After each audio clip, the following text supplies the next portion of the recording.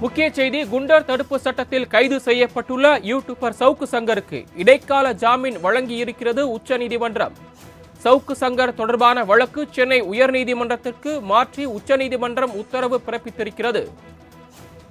சவுக்கு சங்கர் மீதான நடவடிக்கையை எதிர்த்து அவரது தாயார் தொடர்ந்த வழக்கு உயர்நீதிமன்றத்திற்கு மாற்றப்பட்டிருக்கிறது.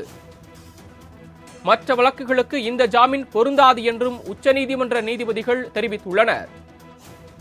முக்கிய செய்தியாக பார்த்துக் கொண்டிருக்கிறோம்.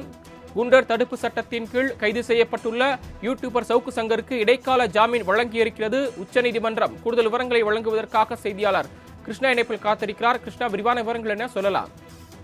வணக்கம். சவுக்கு சங்கரை குண்டர் சட்டத்தில் கைது செய்ததற்கு எதிராக அவரது தாயார் தொடர்ந்த மனு உச்சநீதிமன்றத்தில் இன்று தினம் விசாரணை நடைபெற்றது. இன்று காலை முதலே தமிழக தரப்பில் பல்வேறு விளக்கங்களும் அளிக்கப்பட்டது.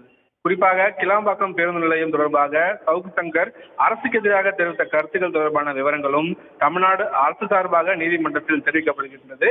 ஏற்கனவே அரசு ஆவணங்களை முறைகேடாக தயாரித்து அதை தவறாக பயன்படுத்தியது போன்ற பல்வேறு குற்றச்சாட்டுகளுக்காக வழக்குகளை எதிர்கொண்டவர் சவுக்கு சங்கர். இவர் தொடர்ச்சியாக இது போன்ற குற்ற செயல்களில் ஈடுபட்டு வந்திருக்கிறார் என்றும் சவுக்கு சங்கர் தாயார் தொடர்ந்து வழக்கு தொடர்பான விசாரணை மீது உயர்நீதிமன்றத்திற்கே அனுப்பி வைக்கப்பட வேண்டும் என்ற ஒரு கோரிக்கையை வைக்கிறதாக தமிழக தரப்பில் தெரிவிக்கப்பட்டது. அப்போது நீதிபதிகள் 2 மாதங்களுக்கு மேலாக சவுக்கு சங்கர் ஏன் தடுப்பு காவலில் வைக்கப்பட்டிருக்கிறார் என்பதை நாங்கள் தெரிந்து கொள்ள விரும்புகிறோம் என்று கருத்து தெரிவித்திருந்தார்கள். பின்னர் உணவு இடைவெளிக்கு பிறகாக சவுக்கு சங்கரின் மனு மீதான விசாரணை அடுத்து மீண்டும் தொடங்கப்பட்டிருந்தது. அப்போது இந்த விவகாரத்தில் அடுத்த வாரமே திங்கட்கிழமை கூட முடிவெடுக்க சொல்லி சென்னை உயர்நீதிமன்றத்தை சவுக்கு சங்க தரப்பினர் நாடலாம் என்றும், அவ்வாறு செய்தால் நாங்கள் அதற்கு முழு ஒத்துழைப்பு வழங்குவோம் என்று தமிழக தரப்பில் உறுதியளிக்கப்பட்டது.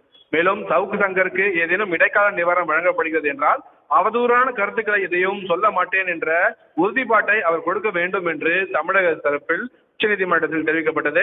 அப்போது நீதிபதிகள் சவுக்கு சங்கர் விவகாரத்தில் சென்னை உயர்நீதிமன்றம் இன்னும் இறுதி முடிவை அறிவிக்காமல் இருக்கும் நிலையில் இந்த நேரத்தில் இந்த விவகாரத்தில் முடிவெடுப்பது என்பது சரியானதாக இருக்காது என்றும், எனவே இந்த விவகாரத்தை சென்னை உயர்நீதிமன்றமே விசாரிக்கட்டும் என்று உச்சநீதிமன்றம் தெரிவித்திருக்கிறது.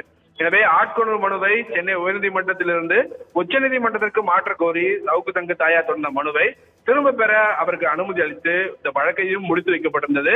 மேலும் குண்டர் தடுப்பு சட்டத்தில் கைது செய்யப்பட்ட சவுக்கு சங்கருக்கு இடைக்கால பிணையும் வழங்கி உச்சநீதிமன்றம் தற்போது உத்தரவிட்டிருக்கிறது. மேலும் இந்த பிணை உத்தரவு இந்த குறிப்பிட்ட வழக்கிற்கு மட்டும்தான் என்றும் மற்ற வழக்குகளுக்கு இது பொருந்தாது என்றும் நீதிபதிகள் தெளிவுபட தங்களது உத்தரவில் தெரிவித்திருக்கிறார்கள்.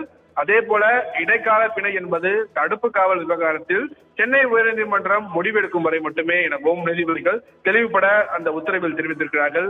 மேலும் வேறு ஏதேனும் வழக்கில் சவுக்கு சங்கர் சிறையில் அடைக்கப்பட்டு உள்ளார் என்றால் அதற்கு இந்த இடைக்கால பிணை பொருந்தாது எனவும் நீதிபதிகள் தங்களது உத்தரவில் கூறியிருக்கிறார்கள். சரவணன், தாங்கள் வழங்கிய விரிவான தகவல்களுக்கு நன்றி கிருஷ்ணா.